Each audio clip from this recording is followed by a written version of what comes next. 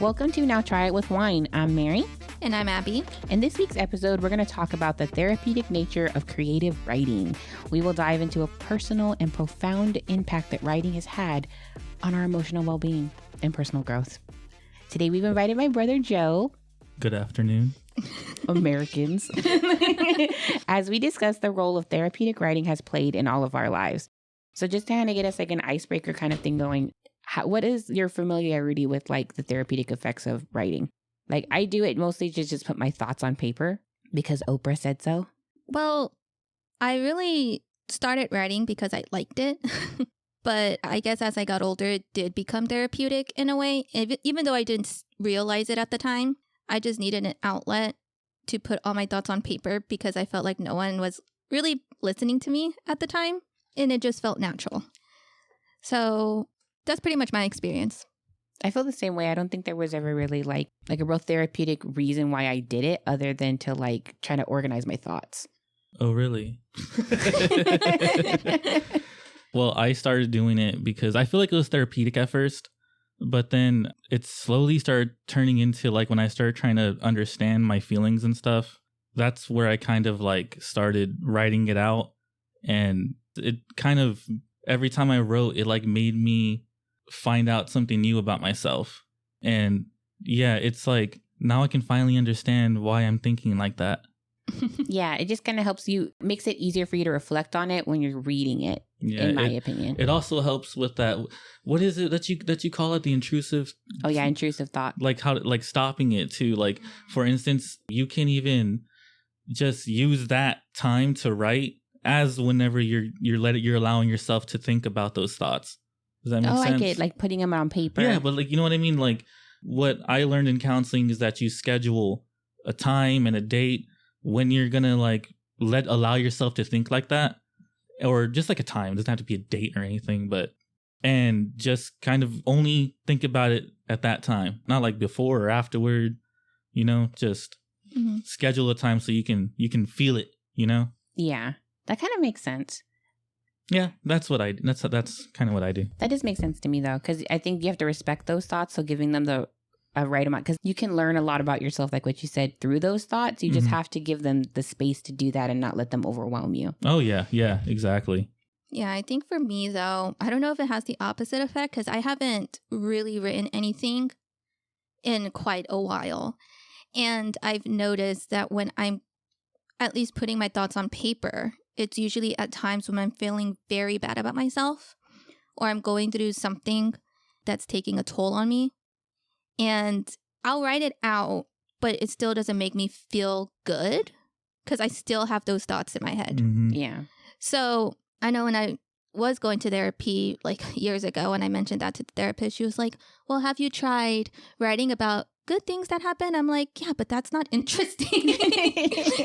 Yeah, it's a lot harder to write when things are good because I haven't written in a long time either. And I think that's why maybe writing about the positive things that happen to you, it's more impactful because you don't think about all the good things that are occurring day to day. Yeah. Mm-hmm. And I tend to hyper focus on what's going wrong and what could I do to fix it. And honestly, like trying to go back and listen to or hear when I was having a good day, when I'm having a bad day would just piss me off. Because like that's what I do. Like sometimes like if I'm struggling with a memory or like an intrusive thought, I'll reread it or like I'll do voice memos on my phone and listen to it to kind of work through whatever it is I was feeling. Oh, like a post-it note in a way, right? Where it's just kind of a reminder of like how you felt then and when you're thinking back on it. Yeah. Yeah, I know what you mean. And I'm not going to do that when I'm having fun. Yeah, no, exactly. I think you just do it when you know it's the right time. You shouldn't pressure yourself to do it, you know, like, but it's good to just make sure that you know to like fit in there when you can let yourself feel everything that you didn't let yourself, you know? Yeah. Yeah, so. And having the space to do that. Because I think that we're raised in such a way where we're like negative feelings, you're not supposed to give them any attention. Yeah. You're just supposed to bury them. So I think it's very hard as an adult who now I'm in a privileged situation where I can take the time to look at them and I'm not doing it because I don't know how. Yeah. So as we get into it, I wanted to go over a couple of different benefits or effects from utilizing therapeutic writing in a sense. So there was an emotional release. Writing allows individuals to express their emotions and thoughts freely, providing an outlet for releasing pent-up feelings and reducing emotional distress. That's probably the biggest reason why I do it, just to release the emotions out there. Like, I don't need anyone to respond to me sometimes. I just want to put it out how I feel. Oh, yeah. Yeah. You feel like you're doing that. Because it's not like you're not doing anything about it. Yeah. You're doing something, even though nobody is recognizing the work you're doing. Mm-hmm. Yeah. And you're allowing yourself to get it all out there, too. That, like what you just said about like people not recognizing the work you're doing is very irritating for me. Because when people will make comments to me like, well, why didn't you say something nasty back? Or why didn't you, address it immediately? Or I'm saying something nasty back or addressing it immediately. Sometimes I'm at a point where I'm beyond that anger stage and people don't see that that's growth. They always want to see aggression. Yeah. Mm-hmm. Self-reflection and insight. Engaging in writing helps individuals explore their thoughts, gain self-awareness, and gain insight into their experiences while promoting personal growth and understanding. I think Joey, talked a little bit about that, about reflecting through the writing. Mm-hmm. Mm-hmm. Yeah. Just understanding where your own self is coming from. Yeah, because it's hard. Yeah. It's hard to like separate what you're actually feeling from what you're being told to feel sometimes. Stress reduction. So expressive writing has been shown to decrease stress levels by allowing individuals to externalize their worries, concerns, and anxieties, leading to a sense of relief and relaxation. I don't really know if it's helped me necessarily with stress. Well, I think maybe the way you do it. If you write something that you're proud of, I find that like really, like it releases me of stress and I feel like I made something positive out of it. So like if I'm proud of something I wrote, I'm not like as stressed, I guess. I'm more proud of myself than stressed. Oh, so, yeah, I get that. So a cognitive. Like, have you ever read something that you just like, just love? That I wrote? Yeah. Yeah, we're going to get that to the second part of the conversation. You know what I mean? Yeah. Okay. I was very proud of myself when I wrote it. And it did feel like, I think you're right. You're turning something that was negative into like what you see as beautiful words. Yeah. And you know what? I didn't even know that Abby wrote. I didn't know that you did that. Well, now you do. Well, yeah. She's all, what's good? What's good? Cognitive processing is another benefit. Writing encourages the organization and process of thoughts, enabling individuals to better comprehend and make sense of their experiences, which can lead to better problem solving and decision making. Mm-hmm. Most definitely. I could see that. Yeah. Empowerment and empathy. I think this one is the one I really like. By writing about their experiences, individuals can reclaim a sense of agency and control over their narrative, fostering empowerment. Additionally, writing can enhance empathy as individuals reflect on their experience and gain a deeper understanding of others. I also think you gain a deeper understanding of yourself. Oh, yeah. And it's really helped me be more empathetic towards myself. Yeah, yeah. And other people, too. When you're more empathetic towards yourself, you also kind of put yourself in other people's shoes. And understand better. To understand them as well. So let's get into some preliminary discussion questions. How do you personally define creative writing? How would you describe it in its connection to mental health and well-being? I'll let Abby go first. Gotta ruminate. I'll just piggyback off what she says. Because when I think of creative writing, I'm thinking of writing something that is not necessarily about how you feel, just about a world you want to create to kind of escape what your reality is.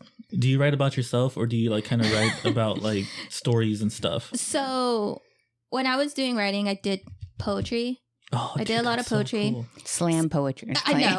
Did you ever go up on stage and read it? It was just poetry. I also took a poetry course in college where we actually had to write and share what our poems were and get feedback that way. That's cool. That's really cool. I've always wanted I think I enjoyed feedback. that class. But we also did a lot of nonfiction writing, like about our lives and a lot of other stuff. I don't know, but when I was writing, there were times where I was writing about what I was going through. And I think that was more therapeutic. The poetry, it was therapeutic, but I feel like that's more creative because I don't know. It's just an art to it that you just have to get used to. Mm-hmm. Yeah. I didn't think I was a good poet, but reading back on some of these poems, I'm like, damn. What the hell happened? Who wrote this? Right? Look at yourself in the mirror. That was you. Yeah, that was you. But, well, maybe they could go hand in hand. creative and therapeutic writing. I just think it depends on the intent, I think. Yeah, how you decide to go through with it. Yeah. Mm-hmm. I think, Joey, your poems tend to be a little more emotional based. Mm-hmm. Like Abby said earlier, and when you're doing good, you don't really write, but like whenever you're going through it, you're kind of like feeling the emotions a lot. That's when I start to write. I actually wrote, even like after, like when I had like a really bad depressive like episode, there was like a little time like while I was progressing to get back to like where I was at with my mental health. I would like write about happy things, but it was because I was like, I had so much emotion, dude. Yeah, you were trying to shift your mindset. Yeah. I think that we're using it at a very surface level. I think there is a lot of deeper understanding that we can get from ourselves if going there in a healthier place than when we tend to, because I'm the same as you. I do all of my writing when I'm in the shithole. I don't really do it when I'm feeling good or when things are going good. Yeah, I haven't written, so that's a good sign. I haven't been creative in a while, man. I must be doing really good. So then if we're going to talk a little bit more about like being engaged. So have you ever engaged in any form of creative writing outside of poetry, or did you just strictly stick to your poetry? I was writing a scary story. I was in a spooky I had like a spooky phase. It was near like Halloween 2022. Dude, I was just watching scary movies, like anything horror. I was watching it. Cassie and the girls were asleep, and I was awake till like 12 o'clock at night watching like just the whatever horror movie I could find. So I started writing like a little scary story, and it's kind of like loosely based on like, because the guy in the story is having like a rough time in his marriage. And it was kind of when, like how everybody has a rough time with their, I'm not married, but like say your long-term partner and stuff. So I was kind of like mixing the two together, and it was really cool. I've been having a lot of ideas about stuff to write that's not based on my therapy. I told Abby about my book idea. Oh, yeah. What was your book idea? It's really long. I'll have to get she needs to have a condensed version to tell you. Yeah. Because even then I was like trying to follow along. I'm like, that sounds cool. I fleshed out more and more of it. Okay, just tell me a brief sentence. It's just like I want to do a story about a strong female lead where she's in love with somebody who isn't good for her, but she doesn't know that right away and she can't tell. But I don't want it to be so obvious. Like, because you know how like people have red flags that you see from the beginning? I want there to be a metamorphosis of this person. I want him to be like the most amazing person she ever fucking met. And then through their life together, outside influences, he allows them to start coming into their relationship, and it changes him. I like the idea of exploring like how that, because to me, I've said this even in the previous season, love isn't enough to make a relationship work. And I kind of want to explore the idea of it doesn't matter how much she loves this person, it doesn't change what is. You know what I mean? I'm trying to think other writing outside of poetry, because I know I've wanted to write my own book, but I just don't know what direction. I'm like teeter-tottering. Was it teeter-tottering? Between like fantasy or sci-fi. Just because I feel fantasy. Like when you're into that kind of world building, you can be really creative because you can build from the ground up. But I think it's also very hard because you want everything to flow seamlessly, especially when it comes to something that big. Well, we've all kind of expressed wanting to write our own thing. Maybe we could do a circle where we share like a couple of chapters and get feedback. Oh, I gotta get through a chapter. So. Yeah, I'm still fleshing out my story. I also wanted to write my own memoir. Ooh. Oh, that'd be cool. Like have a little draft. Really? That I wanted to read from. Oh my God, you know what would be so cool is if all of us, like as the cousins, wrote memoirs and put them all together. Like into one book. Get your own book. Get your own book. I don't want to share the world. I'm just saying, it's like thinking about seeing a family in the perspective of multiple people. I see. Yeah. Kind of like cool. I don't know why it makes me think of the Joy Luck Club. Right? Because it's like different stories of different women. And yeah, they're all linked together through their meeting. You know, my fiance Cassie has like expressed, I don't really know what to put there, but she's expressed wanting to like have a poetry book together so you can like see both sides of, just like two different people. So I had kind of expressed to Abby that I'd like to have a more stable male presence on the podcast because we only hear from me and Abby's perspective, which is a female perspective. And I found last season that the most insightful ones were like when I had Robert or another man come in and just give another perspective on the topics that we're talking about. So I think this was a fun therapeutic way to do it. Oh, you trying to hire me or what? Why not? Maybe. So let's talk about a little about roles and of self-reflection. What role does self-reflection play in creative writing? How does it act of helping individuals gain insight with emotions and experience through their writing? How does that kind of play together? There was like one time I got really drunk and I was like, man, I shouldn't have like let myself get so drunk. And so I wrote like a little, Cassie said it sounds more like a story, but it started off as a poem, but then I read it, I'm like, damn. This is a good story, like a good excerpt from a story. So I'll just call it that. But yeah, I kind of reflected on like, man, you know what? Drinking is, you know how it is in our family, right? So it's like, I start looking back on that stuff. But I figured that out kind of writing this little story. Yeah. So. And drinking is such like a catch-22 because it's so heavily prevalent at all our gatherings. And honestly, for me, it makes the gatherings easier to deal with sometimes because there's so much going on. Yeah. And it's not, well, when you're dealing with a family, they aren't the people that you pick. They're family that the people that you have. You saying when there's somebody there? when there's somebody there or there's a group of people there who just bring this negative energy, and it's just really hard because I always want to make sure that my family interactions stay positive. Mm-hmm. And it's really hard for me sometimes if I'm not relaxed to keep those positive. And that's honestly every family. I mean, even within us like siblings together, we can sometimes bicker and kind of like say something rude to the other one, but something even without even knowing it, you know. But like, there's little things about my siblings that kind of irritate me, but that's just the brother in me, I guess. Yeah, same. Because you think you have a different perspective on their life. And so, and then because we're like a close-knit group, you feel like you have the space to comment on it. And sometimes it's not always accepted well. Julian, you talk too much. Just kidding. Just kidding, Julian. You don't talk that much.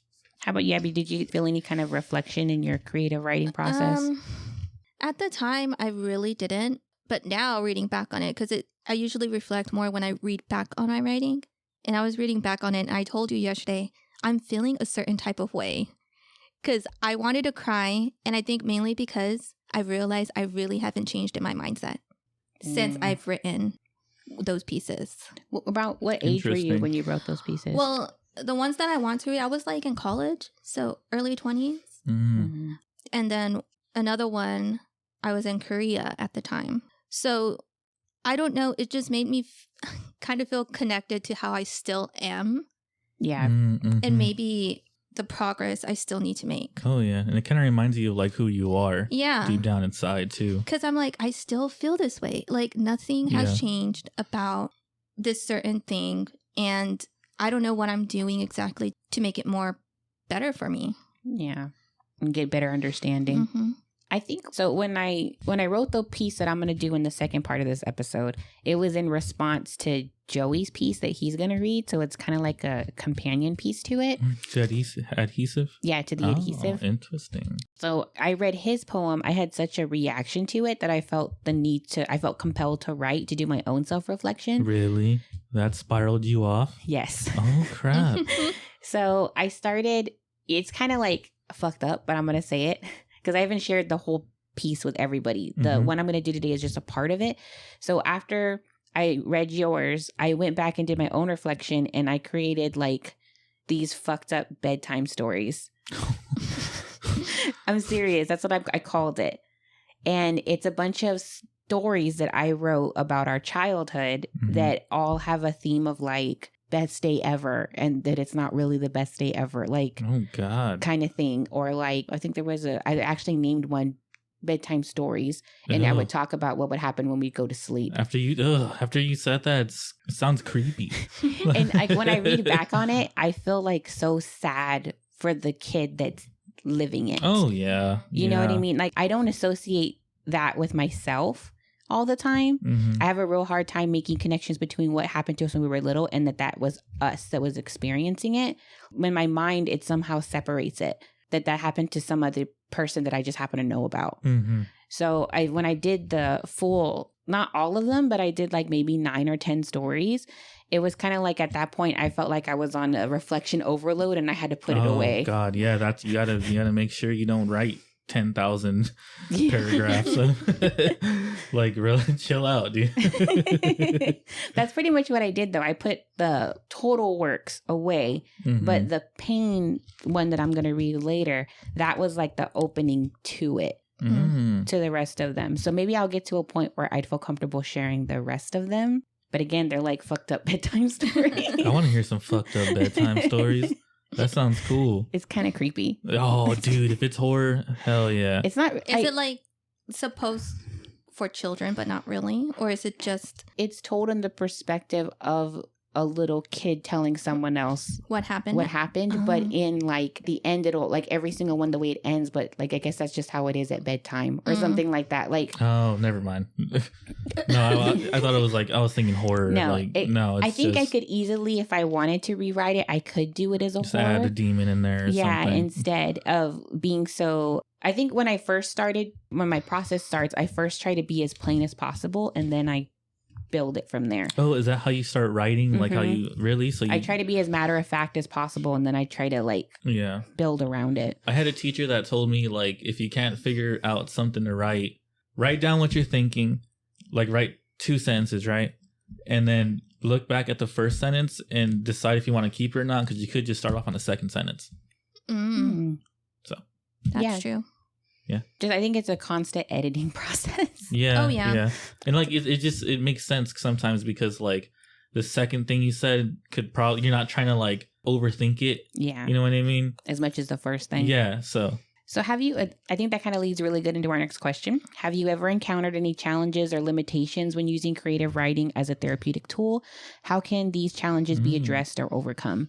Going too deep into it has been my biggest thing, is because I do that disassociation so much that when I write, it grounds me in that moment. Yeah. And I go too hardcore into it, like I did when I wrote those stories. yeah, that's what I'd say. Is I share the same one as you. Like if I start like over analyzing what I'm trying to put down on paper, if my thoughts are getting too deep, I just kind of like, all right, I got to put it away. I can't write right now. You know? Yeah. Yeah. For me, it's more, I think we talked about it last episode, but how I want things to be perfect. So No. I'll write, and then if I reread it and it's not perfect, I'll just stop. Oh, yeah. That's kind of a challenge for me. Yeah. And even though I know I could go back to revise and edit or maybe put it away and continue it another day, it's not Perfect good the enough. first like time. you're Yeah. disappointed in yourself, right? Yeah. Because at first it sounds good. Like with me, especially, like at first it will sound like all good. I'm like, hell yeah, I wrote this masterpiece. And then I read it later on. It's like, oh, that wasn't that good. That wasn't even, if you can even call it that. No, I get it. So before we get into our roundtable discussion, we're going to do our beverage discussion. Well, So today we have a porch swing wine, a sweet rosé. A beautiful blush to share. Flavors of summer, strawberry, fresh citrus, and bright fruit. I'm sorry. I tried to keep it cool, but I didn't. This is 11% alcohol, Oh, yeah. Higher. which is Much higher than better. we normally do. And it's a charming sunset pink wine, sweet as the first sip with a satisfying crisp finish. So what are we getting from the smells? It smells sweet. that smells good. For the wine connoisseurs, we can finger this bottle. Oh my god. called. When Mary mentioned it, I'm like, what is it called? That's the butthole of the bottle. Apparently, the Oh really my good God. wines have this little lip right here. Oh. Mhm. So we Mhm. called it fingering the bottle. So use your thumb. Oh my God, guys. Man. I like the smell. Let's taste it. Yes, I hope it's good. I don't know if I've tasted this before, but we'll see. I don't know how I feel about it. Not right off the bat. Neither sip. I like it. Yeah. I like it. I Is like it because it a it's little bitter? dry. It's between bitter and sweet. Yeah, it's a rosé, so it's not going to be as sweet as a Moscato, and I don't think it's too bitter like some of the other rosés I've had, where it didn't have, and it has a nice crisp to it. Yeah. I'd probably give it though 4. I'm the same, about a 4. I give it a 6. It's 1 through 5. Oh, you never told me. I did. You never said anything. That right It sounded all stupid now saying 6. It's 110%. I give it 4 stars. What is it, 4 stars? All right, well, I'd give it 3.5 stars. Yeah, I'm somewhere in between. I agree with you. I give it a 4 because I really like the smell and the crispness to it. Yeah, the smell is real nice. I think the reason why I got this one is because there's another sweet rosé that I get. I think it's a sweet rosé. It's from Ménage à Trois. Oh, yeah. That one was really good. And that is pretty good. So this wasn't bad. Yeah, it wasn't bad. So would I buy it again? Maybe not. I actually have tried not the sweet rosé, but other ones from this brand, and it's actually pretty good. If Cassie likes it, then I could drink it more often because she hardly ever really likes to throw it down with me. But if she were to like it, then I can drink it. I can bear it every day. Yeah. You know what's weird? With me, I like beer.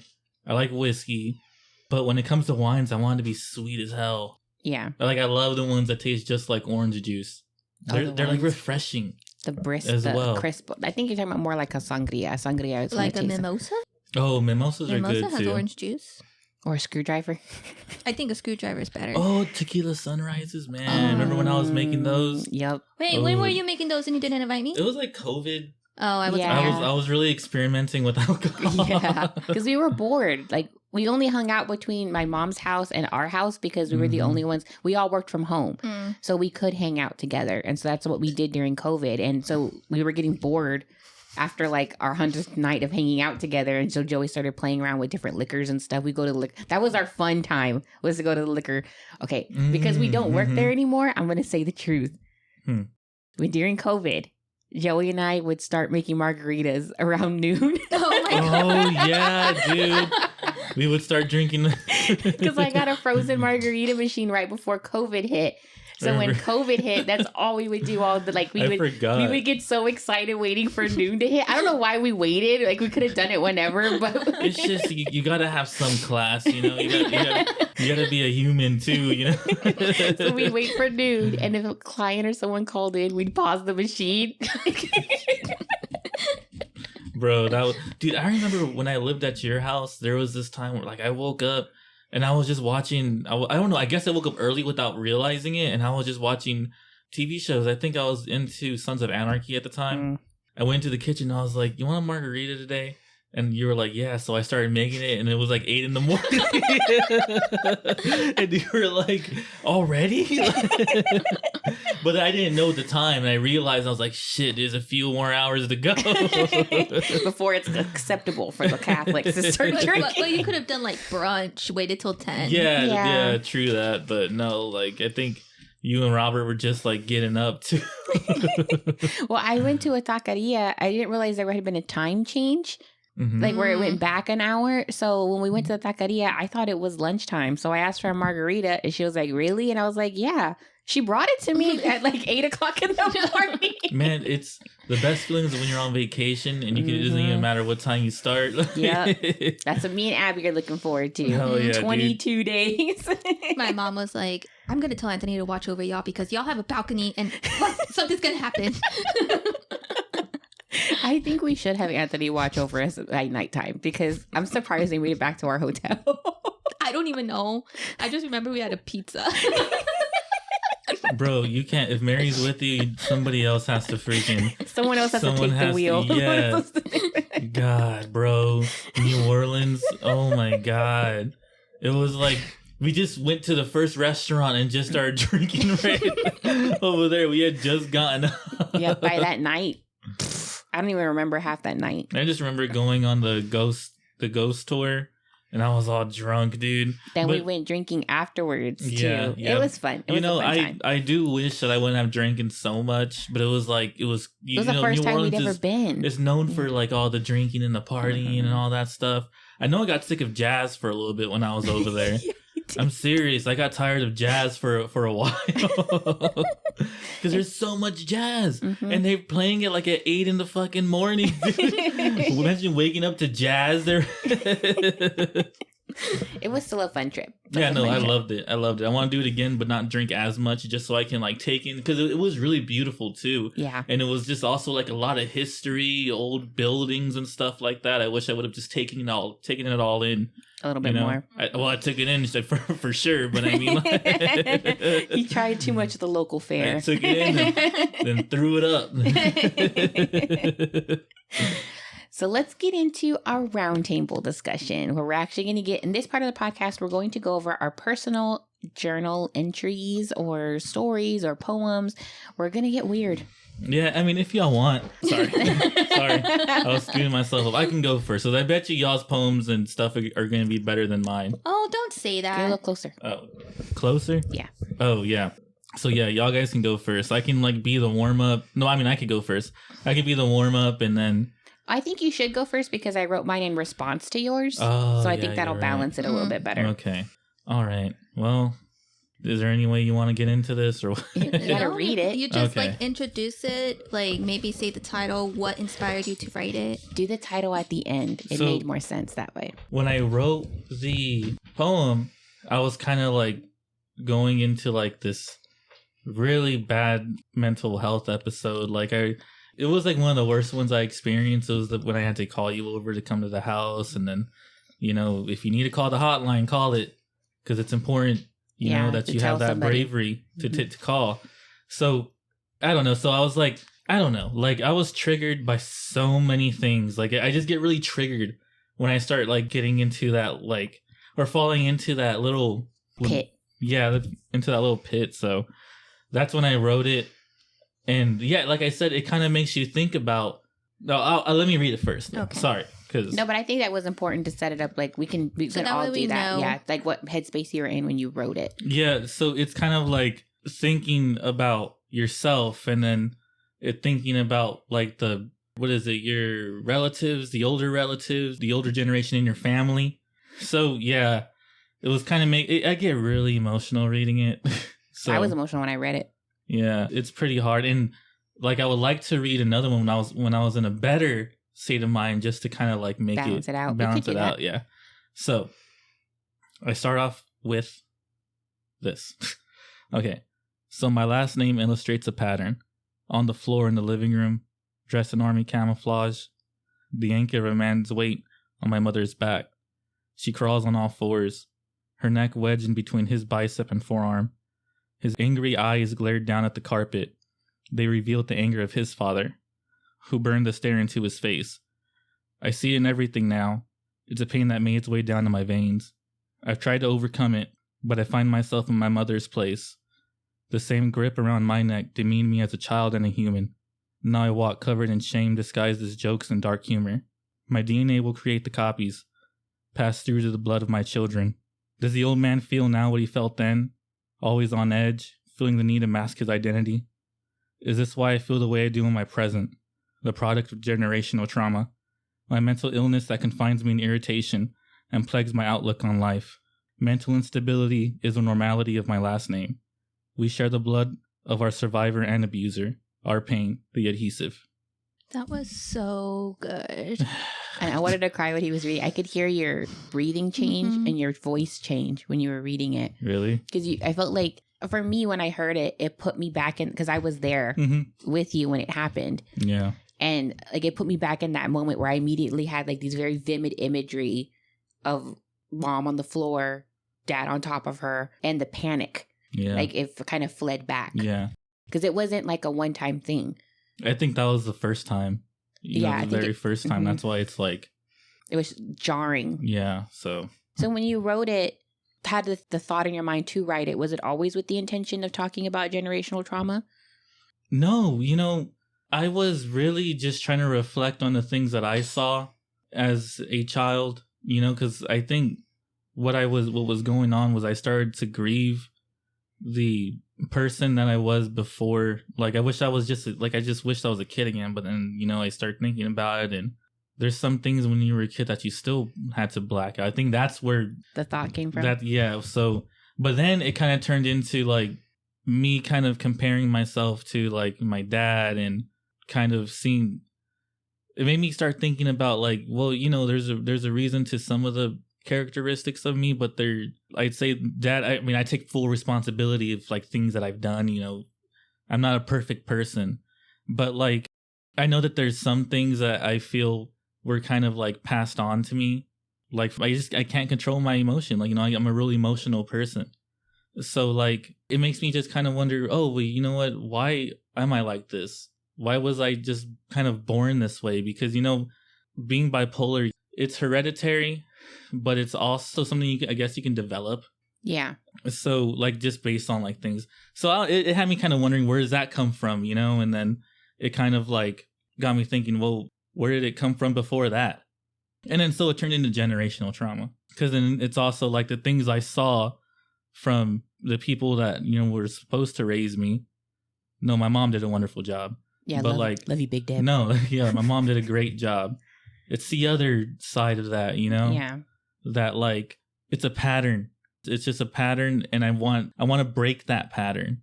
Like a pattern of behaviors that just keeps showing up. Like, I know there's sometimes I've said things or I do things and I'm like, I feel like I'm Dad. Like, I need to stop. Like, something feels wrong. Oh, yeah, definitely. That's where that comes from. And like, you know, it makes me wonder, well, did he kind of see that the way that we saw him? Was it like he burned the stare into his face? Yeah. He got that look from somewhere. You know what I mean? Yeah. And like, I don't mean it, even like characteristics of me and stuff. It's just kind of having me look back at like our family's timeline. You know what I mean? Yeah. And kind of see where it kind of came from. And yeah. Because I think part of the issue for our special brand of trauma was that it happened at the age where you are absorbing so much and you are learning behaviors and traits that are going to follow you for the rest of your life. Like, you know, how to talk to people and how to process anger, because there's a lot of anger and frustration because you can't communicate as clearly as you can as an adult, as a child. So I get where you're coming from, because it felt like, because it happened at that time, to a certain extent, when I see myself repeating the behaviors, I feel like I have no control over it. Yeah. Like, it's just what I was taught or raised to do. So I don't know I know better now, but I don't know better. Does that make sense? Like, I know I should be doing better, but I don't know what better is or what it looks like. Or even how to get there. Yeah. How do you make your mind want? Of course you want it, but like, how to make it just happen, you know? Yeah. And how to keep it, you know? I don't know. I can't. I liked your piece. It was really good. Abby? Cool. I did like it. It was really good. Did you have any questions? I don't know why you said it's not as good as yours.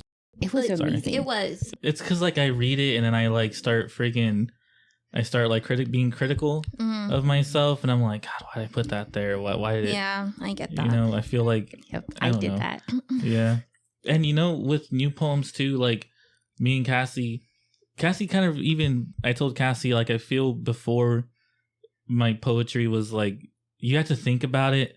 It wasn't like just like straightforward like that. Yeah. But then when I started going through that like little, you know, like mental episode, that mental battle, it kind of changed it to where I want people to hear me. You know, I don't want anybody to interpret it. I want people to hear my story. Yeah. You know what I mean? Like, you know how some people you just want to know, like some things you just want to kind of like know how other people interpret it. That's kind of what my approach was at first. Then it's like, no, I kind of want to be just straightforward with all the things that have happened to me. Like, basically tell my story, you know? Yeah, I agree. That's how kind of so when I did mine, it was in response to yours, but there was another layer of stuff that was happening too at the same time, because I was diagnosed with DPDR, which is dissociation disorder. It's a depersonalization and derealization disorder. So when I'm explaining why things hit me hard, that to other people, when I say it, like, why aren't you over that? And it's because honestly, I'm experiencing it for the first time with myself. And it was hard for me to explain to people what kind of state I was living in before I realized what I was doing. And when I tried to, like, sometimes I would try to explain it to my husband, and he was like, derealization, depersonalization. So you can't tell that's you in your photos. people don't understand what it really means, basically. Yeah. They just hear the words and they think that they know. Well, people can't like wrap their minds around it sometimes. Like if you don't experience anything like that, I can see that some people, like, it's hard. Like if you, like, for instance, if you're telling somebody who doesn't have anxiety about anxiety, they're like, oh, so you're a little nervous, you know, like they just it's don't just not register. A bad thing. It's just like the way that they don't have whatever disorder that you have. So like, you know, they're just not going to know. But then I think there's like a certain level of understanding that is necessary for us to work together to make it better. Oh yeah. You have to be open-minded. Especially when you're in a committed relationship. If you want to communicate better with somebody, you have to understand what it is that's bothering them. And I think that when I went into writing the piece I'm going to read, which is called Pain, I wasn't necessarily doing it for understanding of other people, but just to make it for me. Because every time I tried to explain it to somebody, they would get more confused. So I was like, well, let me just put exactly how I feel out there, or like how I see it, without giving a crap about. I tried to do it without like having a certain target audience in mind, if that makes sense. Okay. Yeah, I get you. So you can read this bad boy or I'm what? gonna read it. Is this the Spooky Tales one or no? No, it's not. No, this is another one? Okay. Yeah. I'm sorry. Yeah, it's hard to read it, but it's brave of you, so. I'm going to do it. Yeah. Pain. The black demon sits on my chest, daring me to look upon its face, taunting me with pressure as it leans its weight and buries its claws into me. My memories are laced with pain. I know that pain is there, but I've learned never to look upon its face. In the beginning, the demon sat in the corner of my dreams, just out of view, but always present, waiting for me to look at it. I kept telling myself that if I didn't look at it, it would remain an unseen presence with no real power. In this way, I can protect myself from what I've done and what's been done to me, giving me the false confidence needed to go on. Slowly, my light began to fade as the darkness was no longer under my control. In my years of isolation in the light, pain grew stronger. Now I walk around in darkness, in a cage of my own design, but I still refuse to look upon its face. Instead, I built a wall to keep the demon out. But what else have I kept out? There have been moments in my life where I stand in front of the mirror, and it's like I'm seeing myself for the first time. I could be having a good day, just waking up, washing my face, and brushing my teeth. Then I'll casually glance up at myself and catch a glimpse of someone else staring back at me. It's as if for a moment, the light has pierced through, and I'm in control again. In these moments, my eyes fill with tears as I try to make sense of the stranger looking back at me. Who is this person living my life? Why don't I recognize her? I've even caught myself staring at my husband, suddenly feeling all the love I have for him swell in my heart. The intensity of this shocks me out of a haze, as if I just remembered him. I see him every day. He kisses me every morning when I wake, and every night before I sleep. Yet in these moments, it's as if I've seen him for the first time. The curves of his face, his long eyelashes, his smile. My best friend. Tears fill my eyes as words of devotion stick in my throat for the moments before my mind buries them and I'm lost again. I want to feel, but I can't seem to hold them. My emotions slip through my fingers like I'm trying to catch water with open hands. It's this realization that's led me to write my story down, to force me to sit in my memories and wait for the feelings to come. The war in my mind is finally turning. It is now that I wait, daring the demon to show her face. I've decided to sit and wait for me, for I am pain. That was really good. That was really deep. I'm trying to get my tears under control. What was going on when you wrote that? Definitely, because I was in the earlier parts of my therapeutic journey with my therapist. And so I remember when the first session, she was like, what's the furthest thing you can remember? And I couldn't remember anything at first. She was trying to figure out where it all started from, right? Yeah, and I couldn't remember. And when I would tell her these stories, eventually as my memory started to come back, I would always tell it in a way that was dead almost. Like I had no emotion in it. Like I wouldn't cry or get upset or anything. And she kind of was like, kept asking me, well, how did you feel? Well, how did you feel? And I was like, what do you mean? Like that, it is what it is. Like, what do you mean, how do I feel? Mm-hmm. Like, I don't have feelings. Like, you know what I mean? Like, confusion. Yeah. Do you feel like you came into it real closed-minded, like you're into counseling? Yeah, because I think to a certain extent at that point, I felt like I had already gotten over my dad shit. And that wasn't the issue. The issue was I was stressed and tired. It wasn't my dad shit. But I think what I finally realized through the therapy and like writing stuff down was that when I was going through the dad shit, I learned to disassociate myself from what was happening around me. Mm-hmm. So like when I think back on my memories, I don't feel any emotion to it. The emotions are the pain that are sitting on the out part of it. Mm-hmm. So like I have a memory and then I have my feelings. They're two separate things. They're not overlapping with each other. So let's say for like the memory that came to mind when you read your piece. Mm-hmm. When I think back on that memory, I'm not standing where I'm standing, like looking at it. I'm somewhere off in the corner. Yeah, like a camera or like something. Like a pan. I can see myself. It's not like I'm seeing things through my eyes. I see myself standing there next to you. I don't see it as if I'm looking at mom. Mm-hmm. So it's kind of like with this disassociation, what I found out it causes is a lot of like, because your mind can't handle what it's seeing, Mm-hmm. it's building up safeguards to protect you from seeing the whole picture. So was it like when you were learning about becoming like disassociated? Is that when you started like kind of putting that into your writing? Well, the reason why I did it is because I didn't know what it was called. Mm-hmm. So I started writing. So the poem came first and then, Mm-hmm. interesting. Because then when I read it to Serena, she had mentioned that I should look into DPDR Mm-hmm. and do some research. And when I was doing the research, I found out there was a couple things that I do that I didn't realize were a part of it. Mm-hmm. So there would be times when like I'm washing dishes or something, or I'm doing some kind of activity and my vision will go blurry. Like it looks like my hands are moving in slow motion to me, Mm-hmm. or like I don't recognize my hands. Yeah. Or the color blindness or total blindness in one eye or both eyes. Mm-hmm. So sometimes like if I'm really stressed out, I can't see anything in color. I see everything in black and white. It's my mind trying to like make my trying to dampen my senses so that I can get better control over the situation. I just didn't realize that what had happened to us when we were so little had such an effect on the way my brain processes information as an adult.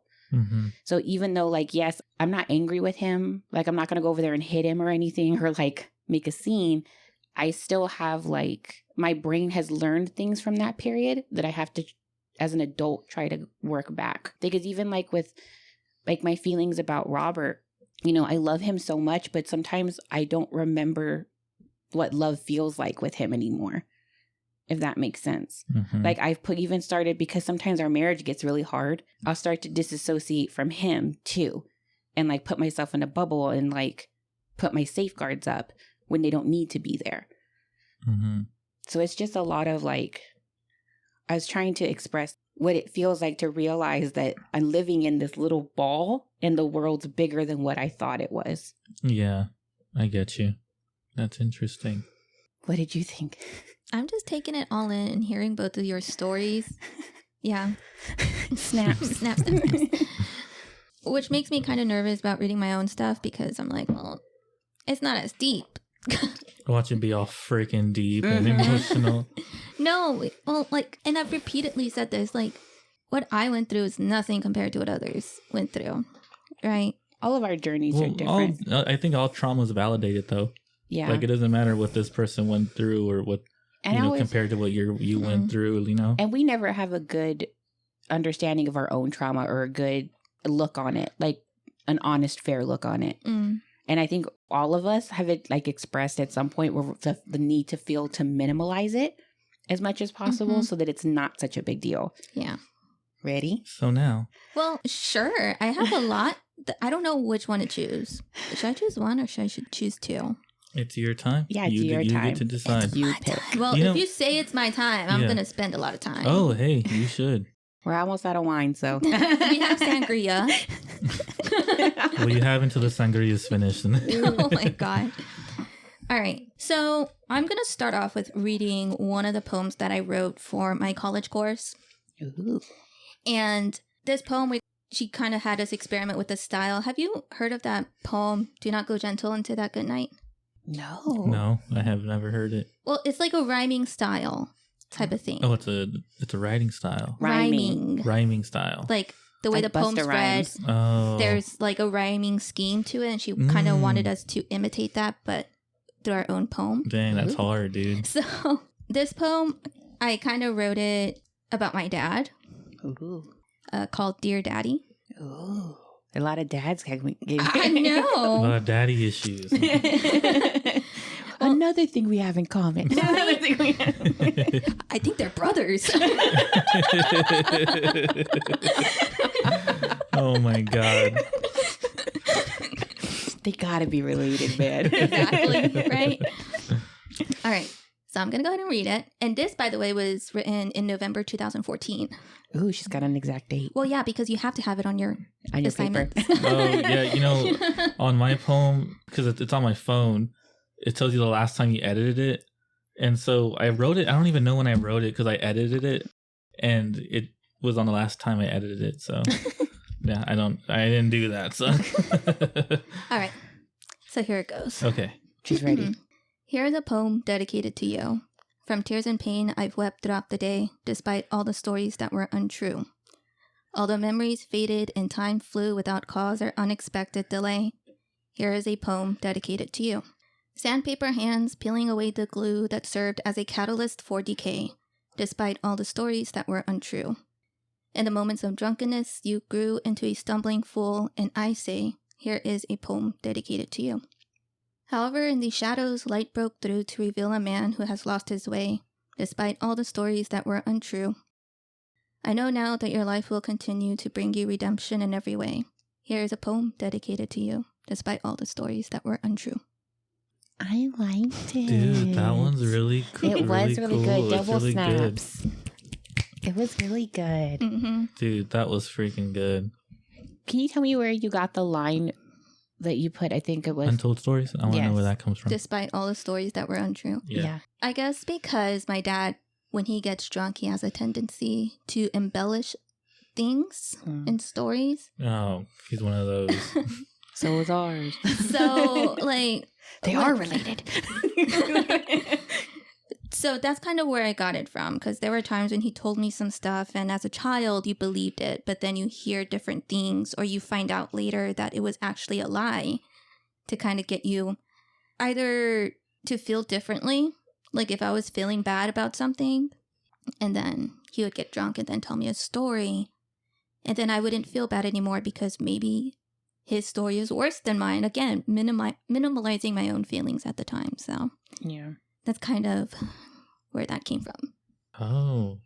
So is it him telling you just stories that, like he made Or like, I think it's the pissing contest of pain. or So like you who think yours is is grieving bad. more, because Oh. around this time, like Mm-hmm. my mom and dad separated, and my dad was always telling me how he's so in love with my mom, and like just, it was very Yeah, I get it. emotionally Yeah. draining for me because I didn't know how to cope with it, but also I was a child, so Yeah.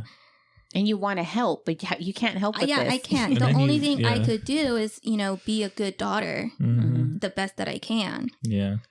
So that's where it came from. I get what you're saying. And I get because like you're hearing both, you're hearing two different sides too when you're a child going through a divorce. Mhm. So And you have to trust them because there's no, that's where you're getting all your information from. So one of them has to tell the truth. Yeah. yeah, I get you. As an adult, I think I've realized that the truth is somewhere in between both stories. But as a kid, it's more black and white. Like it's either the truth or it's not. Mm-hmm. Okay, let's break it down. I want to see the. Oh my God. Yeah. We need to dissect this bitch. Like you want to see the stanzas and like, oh my God, this is. I like the way you like the writing, the way it was phrasing. The phrasing was really good. Oh, you know what we should do? I was about to lift this and drink it. Oh my gosh. Yeah, Mary's drinking the mic right now. And she's talking into the wine glass. You guys. You know what we should do though? I have an idea. If we were to do this again, we should all print out like each other's poems and kind of like read them beforehand. Oh, and give so each that other way some we can all feedback. have like we can all have like questions and stuff about it. Yeah, let us see Or yours. unless it's kind of, Nah, it's because it's kind of cool to like hear something because then the true emotions come out. Yeah. Like it's authentic. So just have like a piece of paper or just have like the poems printed out. But, you know, then everybody gets to open one whenever you read it. And so like, but that way you can look over it. You know what I mean? So, because I really liked her. I like the phrasing that she did. I like the words that you chose. I like the iteration. I think that really helped make it more impactful, because I know that you were worried about because it wasn't as deep, but I think it was very deep, but you just said less, which is so you. Right? Yeah, I guess. It is you. Like, you're not a talker, but when you say something, you mean it. It's more impactful because you don't talk a lot. Ooh, so this one stood out to me. So sandpaper hands peeling away the glue. Explain. Because I'm thinking, like, where did I get this? Or did I just write it because it sounded good? Badass. No, but sandpaper hands, right? Because my dad, you know, he works outside with the concrete, so he always had rough hands. Peeling away the glue that served as a catalyst for decay. I'm guessing. What was 2014 Abby thinking?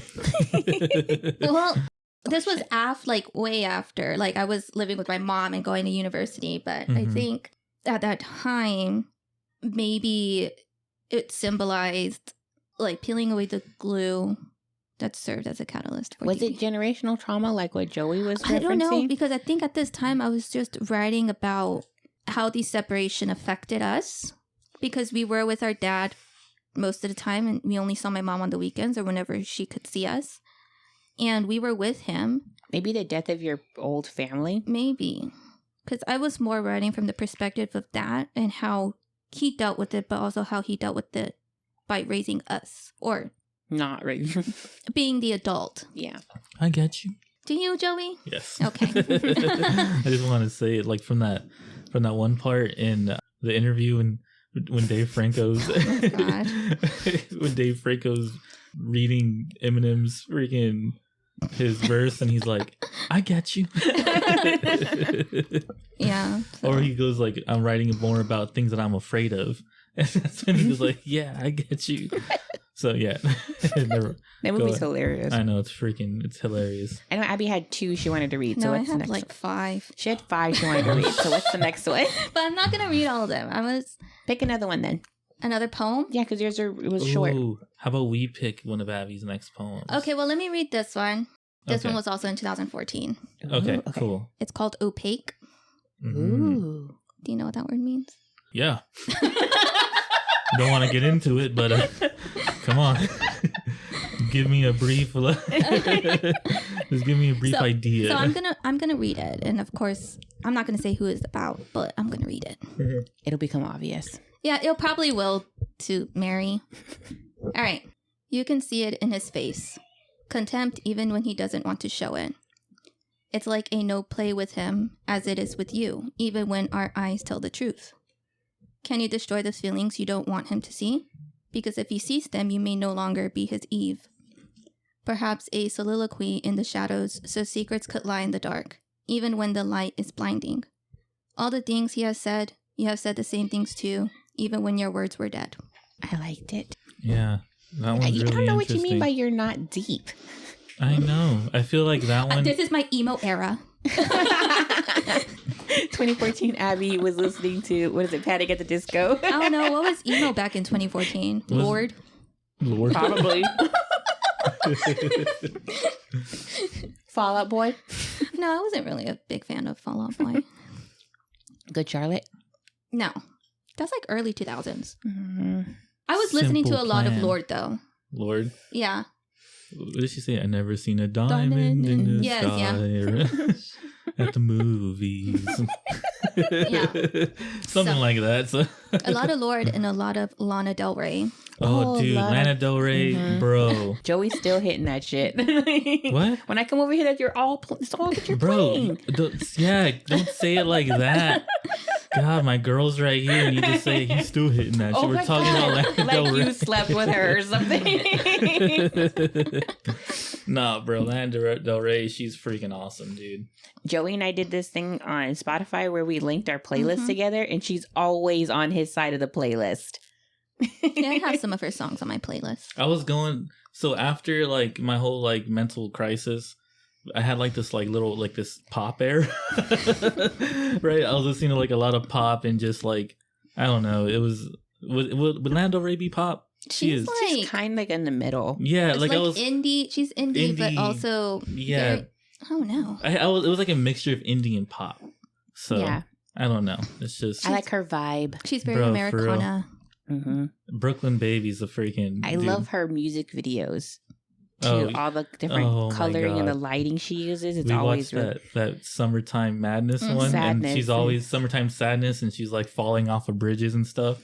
Yeah, so Everly, my daughter, for those of you who don't know, she was watching it, and then she would want me to play it, and then she'll put her hands out to their sides like that, and she would just let herself. I'm like, oh my God, dude. She's very theatrical. Yes, dude. Yes, she's very dramatic. She's crazy, but Oh my God! Look, One more. okay, one more, but it's not a poem. Because remember how I said I wanted to do memoir writing? I wanted to write my own memoir. yes, So when I was in Korea in 2020, I had a lot of time on my hands. And I'm like, I should write a memoir. So I started like my little manuscript. Memoirs of a Geisha. Just kidding. Memoirs of a Chola. Oh, no. Chola living in Korea. Y'all come there. Okay. Where's the damn barbacoa? That'll be her intro. No. So I was like trying to figure out how I was going to start it. And I got quite a lot, but I'm not going to read all that I wrote. But I think I'm going to read the prologue. Like I started a prologue. Mm-hmm. Already. Hit it with it. Oh. I'm all bracing myself. Like she's going to hit me. And then she's gonna... All right. Hopefully it's not too long. We got time. Page 315. Subcategory A dash B. All right, here it goes. I have never been a great storyteller. Prior to writing the final version of this prologue, I had one drafted that got shoved in the back of my Google Drive. As I was rereading it, I realized there were many cliches, verbiage, and convoluted details that were best left omitted. I don't know how many times I've stopped writing my story, thinking that it should be untold.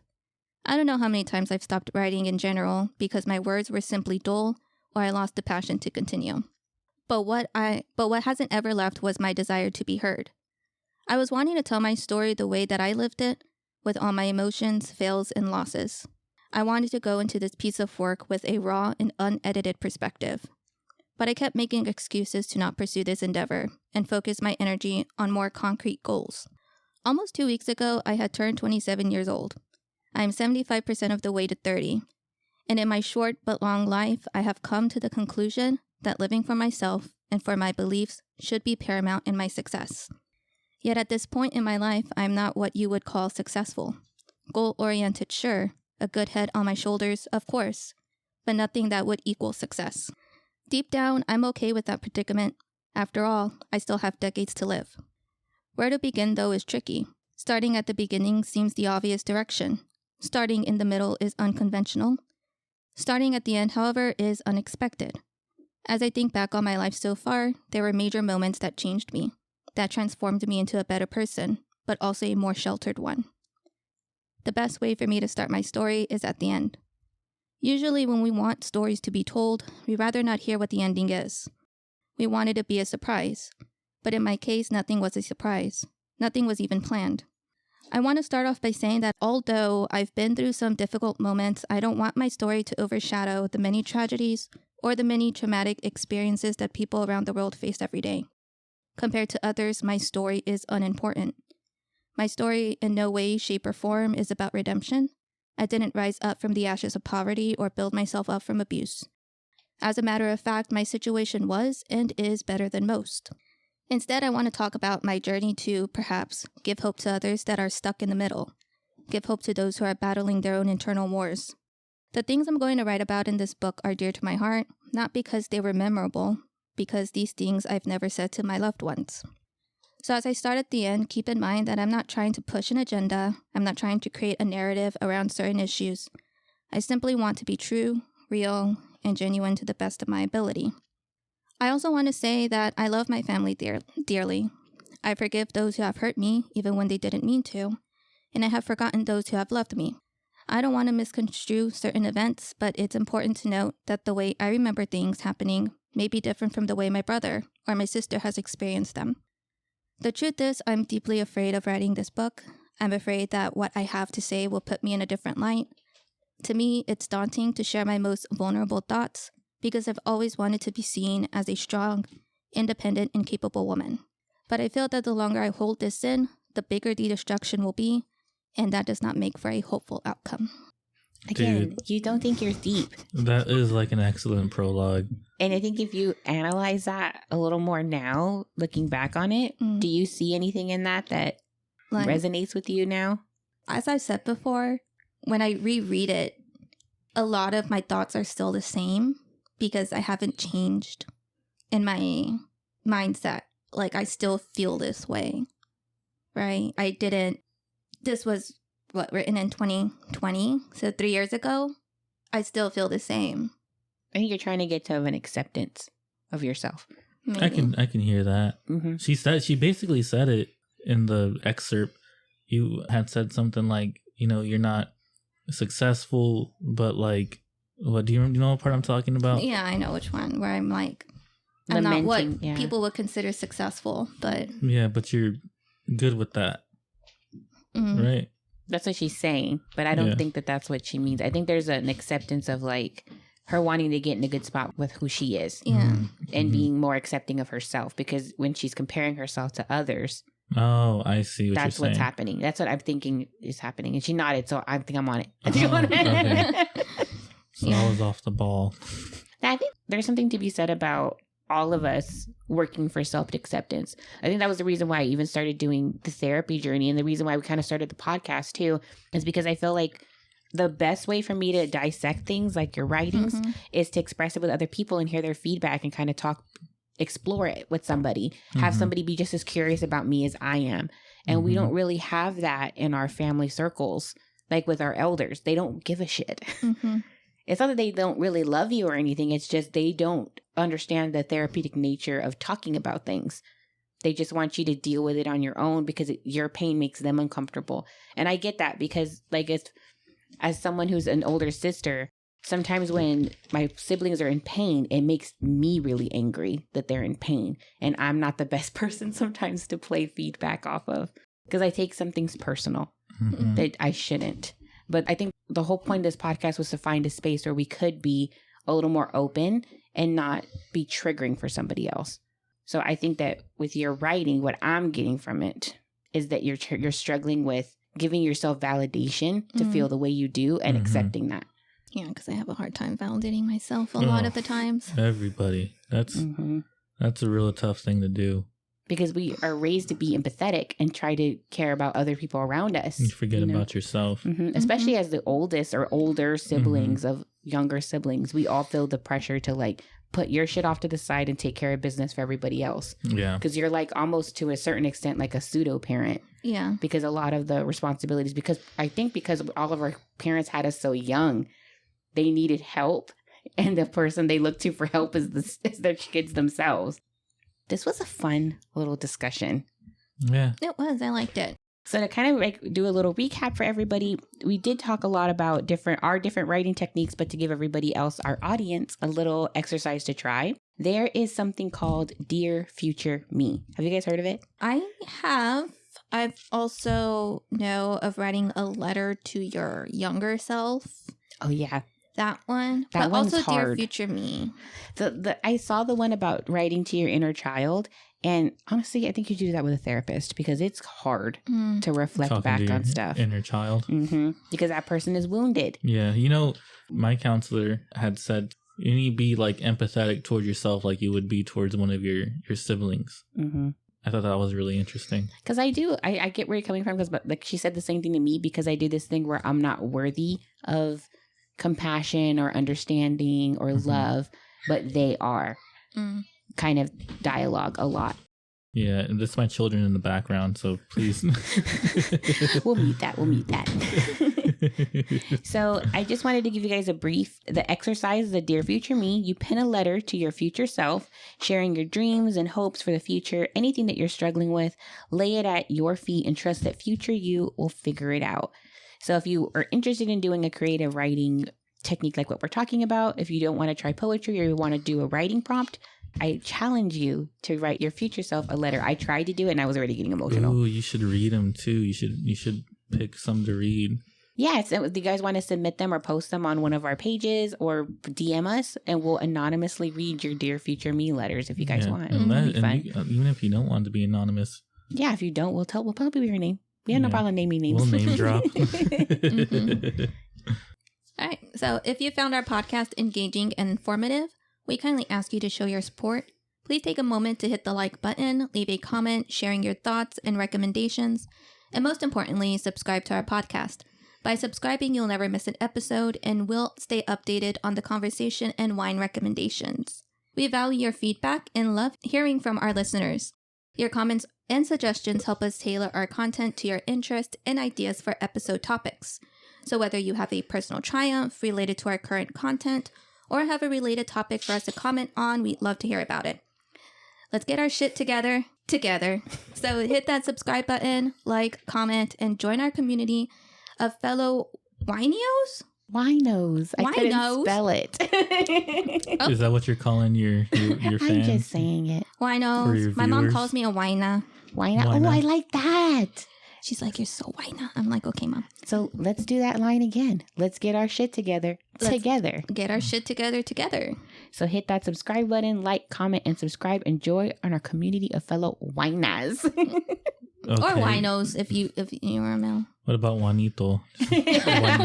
Juanito. That's what I meant to say. Sure. Hey, come here, Juanito. Come talk to your uncle real quick. We'll have to do that for a beer episode. Oh, dude, are y'all gonna have a beer episode? Yeah. I don't drink beer, but we're gonna try it. Hey, we should do it at Ojos Locos and get the beer tower. I bet you those girls have some stories. So thanks for tuning in to Now Try It with Wine. I'm Mary. And I'm Abby. I'm Jose. Until next time. Bye. Bye.